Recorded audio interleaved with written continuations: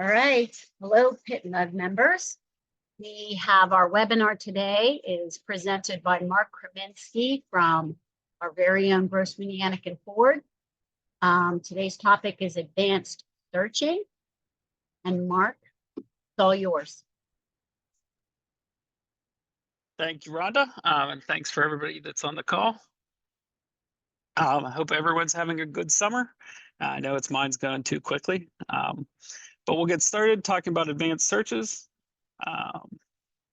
So we're going to talk about today, we're going to talk about formulas. We're going to talk about, we're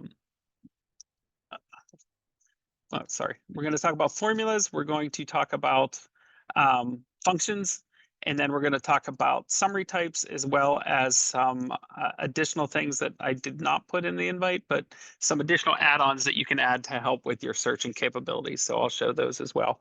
I'm going to be showing this document. We'll show some live examples near the end, and then I will make this document available. We're not going to get through all the details of the document. I have lots of some useful formulas and things like that, but we're not going to go through every one individually, but we'll make this document available along with the recording.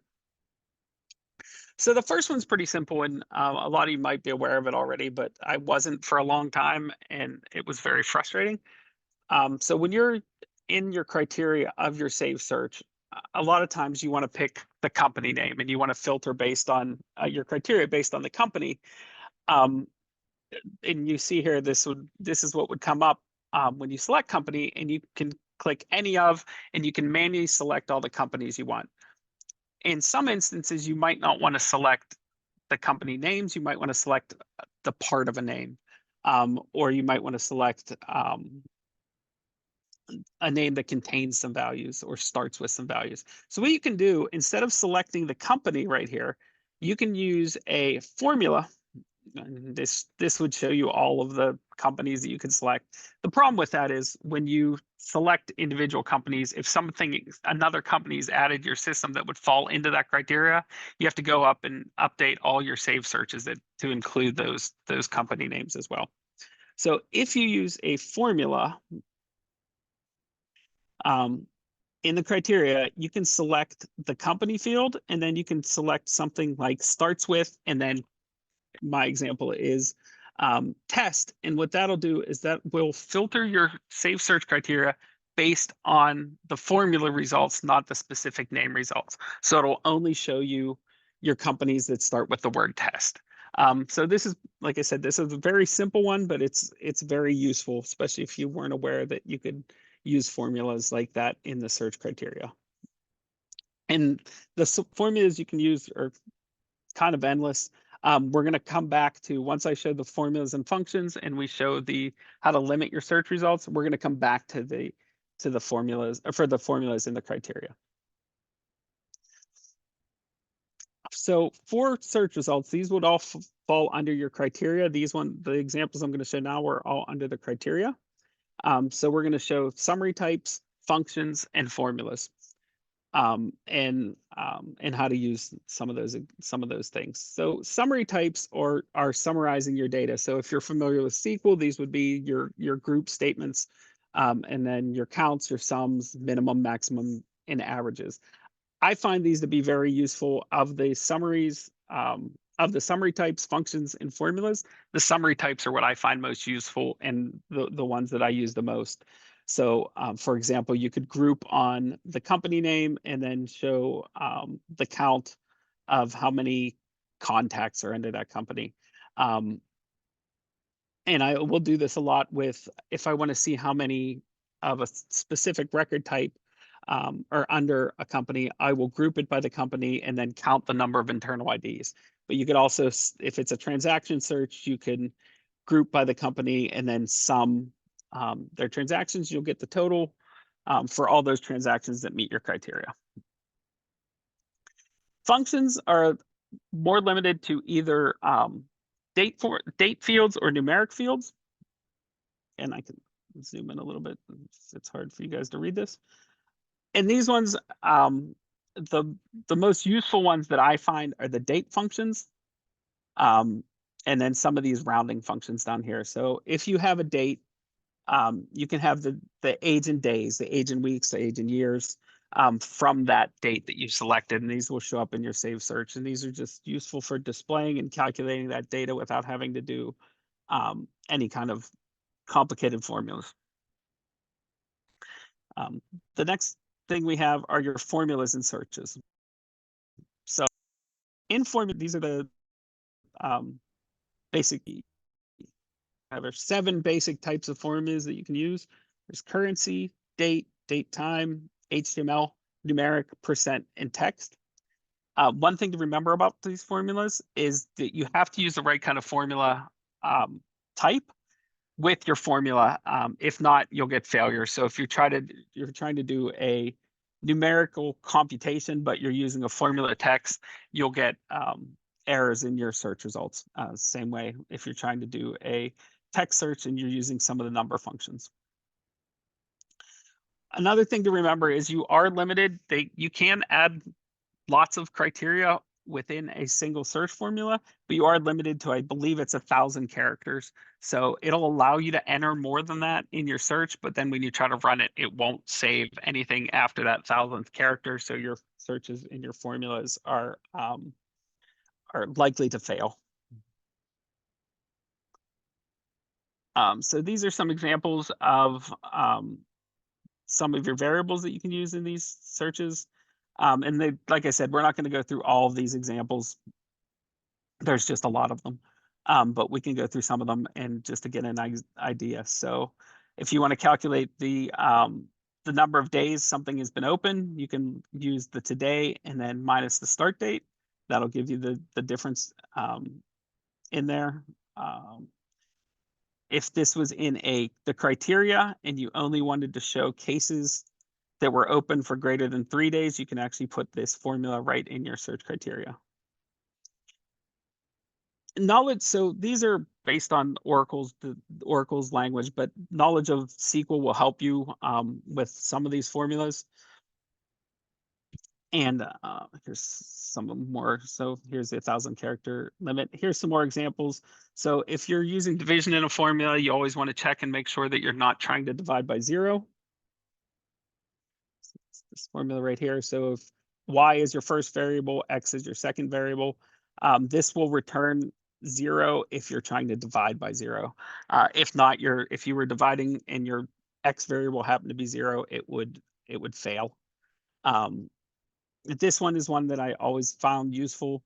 This will give you the actual day of the week for a date. So this date field is a custom record field. And then you want the day and transform it to a character. So I'm going to scroll down a little bit here. Like I said, these are just additional examples of how to use these formulas. And like I said, some of these are pretty complicated, and some of you have probably written very complicated formulas, and you can use case statements, basically if else statements are, and you can show data depending on what's in there.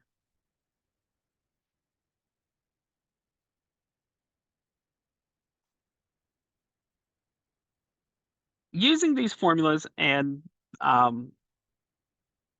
the grouping that I talked about earlier, you can limit the saved search results. And this is something I also didn't know about when I first started using NetSuite.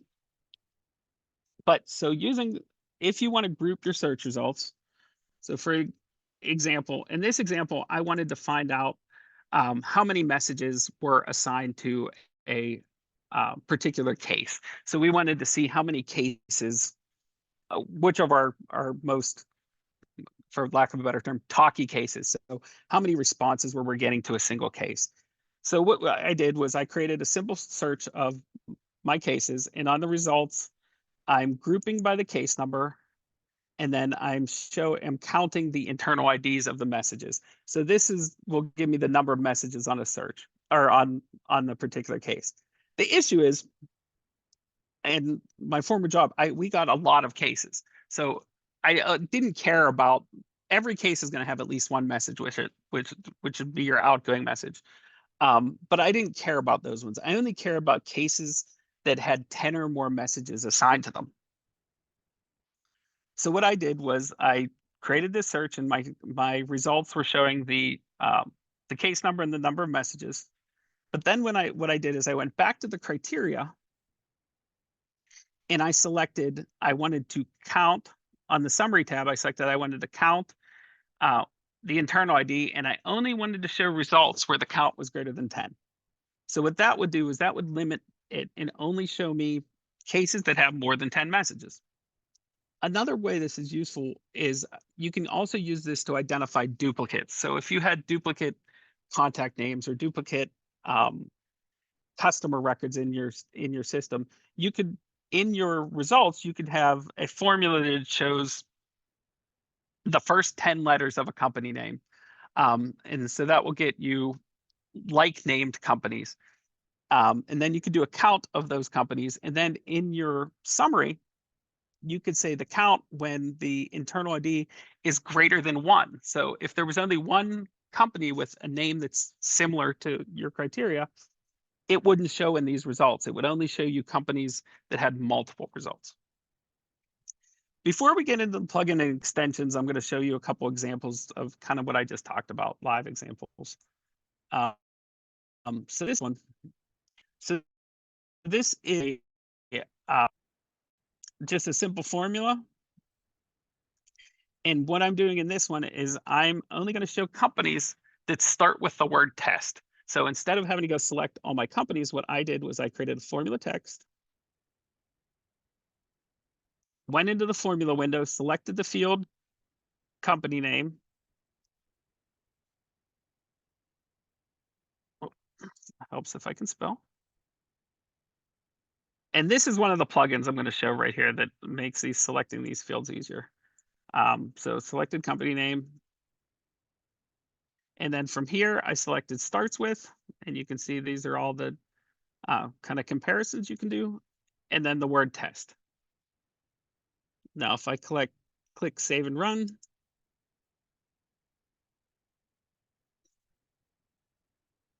it's only showing me the two companies that we have in our system that begin with the word test, instead of showing me the hundreds of customers that we have in our system. The second one is I'm doing a system node search.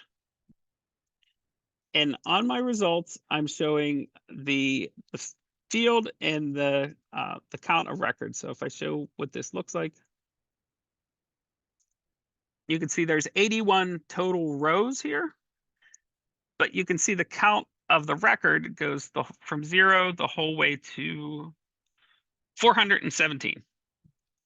If I wanted to only show the records that have the most changes, this is where the summaries and the formulas come in handy. So on my results, you can see I have the group and the count, and I have the count of record. If I go to my criteria and I click summary, I can click count, select my field, and then select greater than 10. And you can see in here are all your greater than, less than, equal to, between, empty, not empty, all your comparisons. Click add. Now if I save and run this search, you can see it's only showing me the 11 through 417. So it's not showing me all the zeros, ones, twos. So this is very useful when you really care about either seeing only things with a few responses or saying things with many responses. So you could change it around by just changing that summary. So if you go here and say the formula, say less than or equal to, it basically shows, oh, I probably didn't click add. Sorry about that. That's great. It did not hold my change. So less than or equal to add. So now it would show me basically the opposite of what we had shown previously. And now if we go in here, the last two things are some plugins, and these are for Chrome, and I believe they're also available for Firefox. The first one is the NetSuite Field Finder. And so this allows you to find fields in the saved searches. If you notice when I was pulling up that first search and I was looking for the word company, it showed more than you would typically see when you're searching for the company or for a field. Sorry. Traditionally, all it would show you is the name of the field. Where that becomes a problem sometimes you've renamed fields on your form, so it's difficult to find them. In this case, it will actually show you the internal ID of the field as well as the field type. So if I go back to my screen and I show you this. So what this does is when I click on here to add a field, it brings up this window. And this will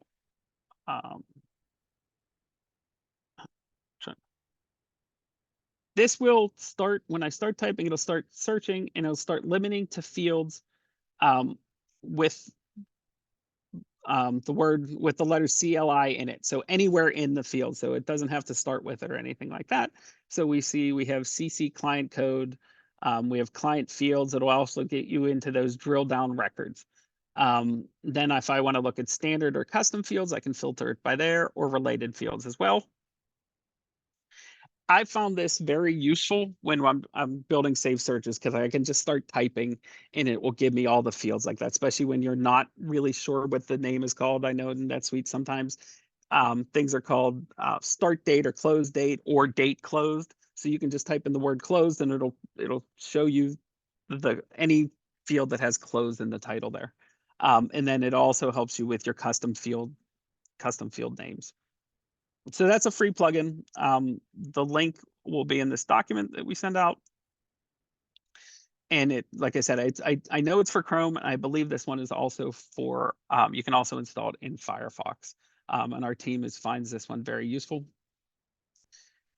The other one is extremely useful, and this is for people that are writing scripts.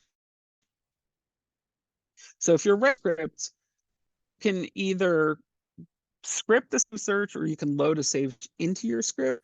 Loading the save search into your script can be useful, but scripting the save search gives you a little more flexibility and a little more power. But sometimes it's hard to kind of figure out exactly what you want to do in that, exactly how you want to format the text, and especially when you're doing joins or grouping and things like that.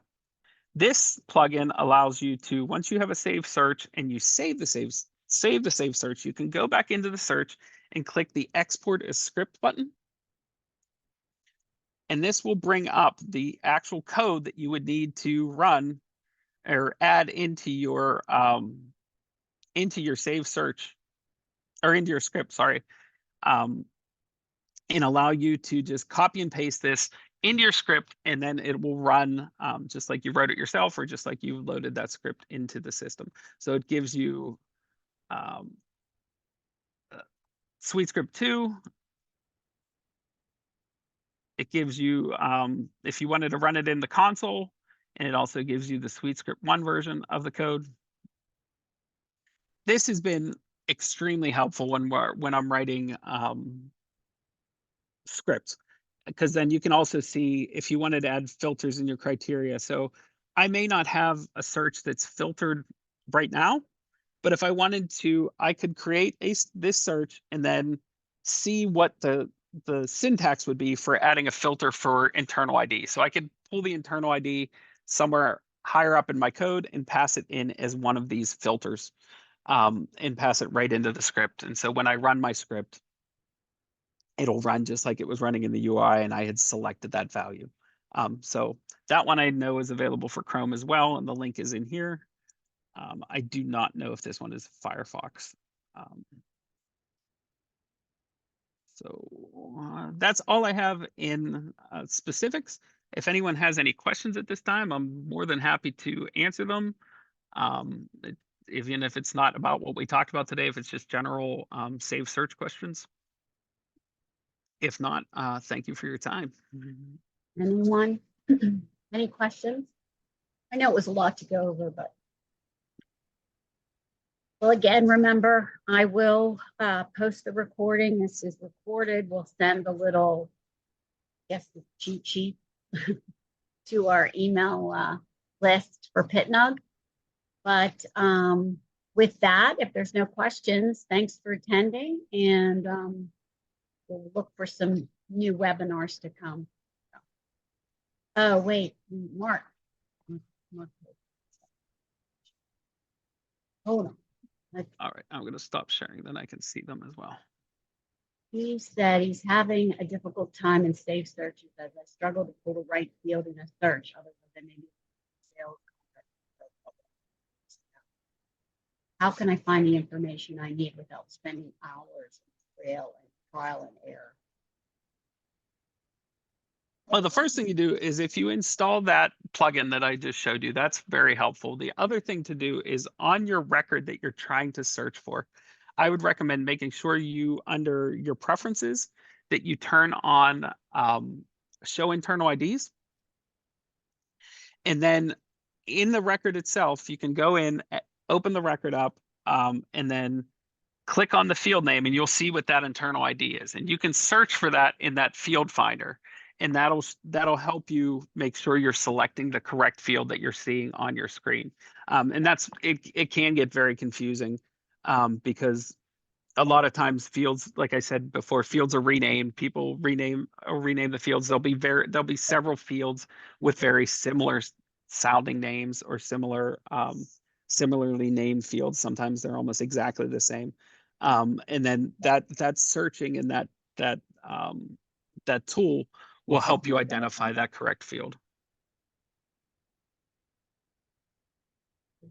Does that help?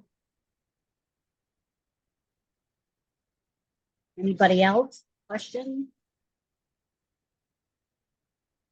Okay, with that, I'm going to end the meeting. Have a good afternoon, everyone. Bye. Thank you, everyone. Bye.